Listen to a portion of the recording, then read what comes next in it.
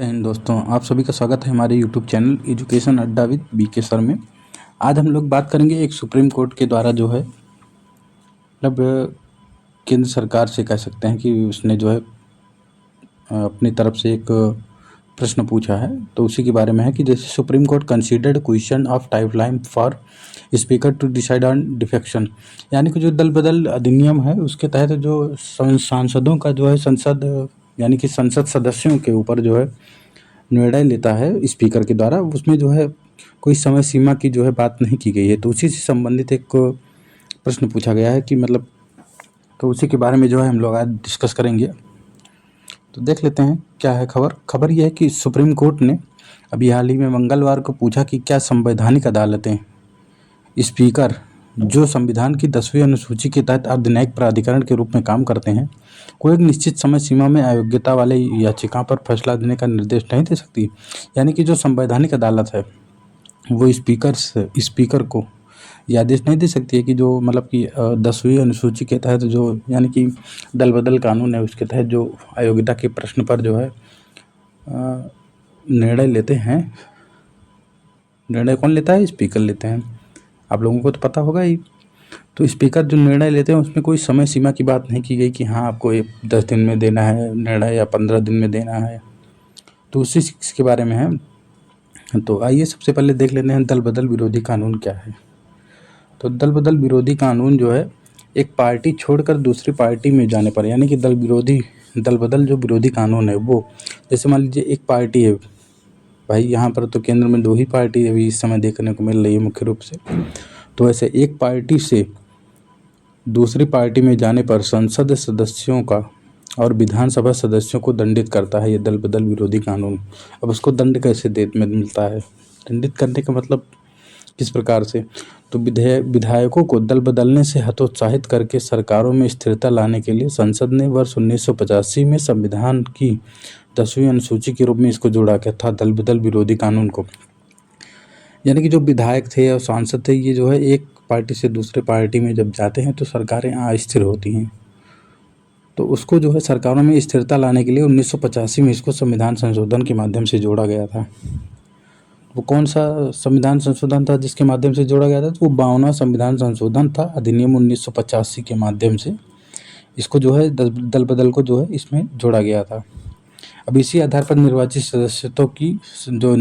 सदस्य होते हैं उनकी अयोग्यता का निर्धारण किया जाता है। तो देखिए यह 1967 के आम चुनावों के बाद पार्टी छोड़ने वाले विधायकों द्वारा कई राज्य सरकारों की गिरानी की प्रतिक्रिया के स्वरूप में इसका जो है दल बदल विरोधी अधिनियम को लाया गया था। 52वां संविधान संशोधन था 1985 में, तो उसी के रूप में लाया गया था इसको। तब इससे मतलब विवाद क्या है उसको देख लेते हैं। विवाद यह है कि स्पीकर या सभापति के लिए कोई स्पष्ट समय सीमा का निर्धारण नहीं किया गया। वही बात कर रहे हैं ना कि जैसे कि अभी मतलब दल बदल विरोधी संबंधित निर्णय कितने दिनों में लेंगे,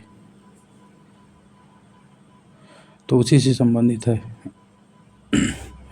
तो अब तक सुप्रीम कोर्ट ने स्पीकर को उचित समय में फैसला लेने का अनुरोध ही किया था। यानी कि अभी तक जो भी सुप्रीम कोर्ट के द्वारा जो इस पर टिप्पणी की गई थी तो उसमें सुप्रीम कोर्ट ने कहा था स्पीकर और सभापति को एक उचित समय में फैसला लेने का अनुरोध किया था, यानी कि उचित समय में ही लिया जाए लेकिन कोई निर्धारण नहीं किया गया था कि कितनी अवधि में लिया जाए। फिर स्पीकर का राजनीतिक झुकाव अक्सर निर्णय में देरी का कारण बनता है। भाई जाहिर सी बात है, राजनीतिक झुकाव किसी न किसी पार्टी से तो रहेंगे ही। तो यहाँ भी ये भी विवाद का विषय है। फिर न्यायमूर्ति गवई ने टिप्पणी की कि संवैधानिक अदालतें संविधान की रक्षक हैं और उन्हें स्पीकर को संवैधानिक दायित्व निभाने का निर्देश देने का अधिकार होना चाहिए। यानी कि स्पीकर जो इसमें लेट लतीफ़ी करते हैं उस पर जो है उसको निर्णय देने का अधिकार होना चाहिए न्यायालय को क्योंकि जो है उनको संविधान का रक्षक कहा गया है इसीलिए। तो ये था खबर, आप लोग इसको पढ़ लीजिएगा। PDF जो है हम अपने टेलीग्राम चैनल पर अपलोड कर देंगे, तो वहाँ से पढ़ लीजिएगा। फिर अब आइए एक और छोटा सा मैपिंग से है, ब्लैक सी से संबंधित है। इसमें देखना है बॉर्डर कंट्री मतलब कौन कौन से देशों से लगती है इसका ब्लैक सी। तो ब्लैक सी देख लीजिए आप लोग, ये बुल्गारिया, रोमानिया, मोल्डोवा, यूक्रेन, रसिया और जॉर्जिया और इधर टर्की। तो ऐसे एक एक करके अब मैप हम डेली डालेंगे, इससे आप लोगों का धीरे धीरे एक एक तैयार होता रहेगा लोकेशन। तो ब्लैक सी आज है, फिर ये देखिए ब्लैक सी के बारे में यहाँ दिया गया है। टर्की, रसिया, जॉर्जिया, टर्की हो गया, जॉर्जिया हो गया, रसिया हो गया। ये देखिए यहाँ पर कर्च स्ट्रेट है, आप लोग देखे होंगे इसको, मतलब देखे क्या होंगे, मतलब सुने होंगे आप लोग। बाकी तो ऐसे इसमें इसको जो है आप लोग अच्छे से देख लीजिएगा, इसीलिए हमने इसको अपलोड कर दिया है। ब्लैक सी से संबंधित 2 मैप है, इसको देख लीजिएगा। बाकी हमारा यूट्यूब चैनल, इसको सब्सक्राइब कर लीजिए। टेलीग्राम चैनल भी है, उसका लिंक जो है डिस्क्रिप्शन बॉक्स में दे देंगे और इसके साथ ही साथ कमेंट बॉक्स में पिन कर देंगे। आप लोग उससे ज्वाइन हो जाइएगा, वहाँ पर आपको PDF मिल जाएगी इसकी। धन्यवाद।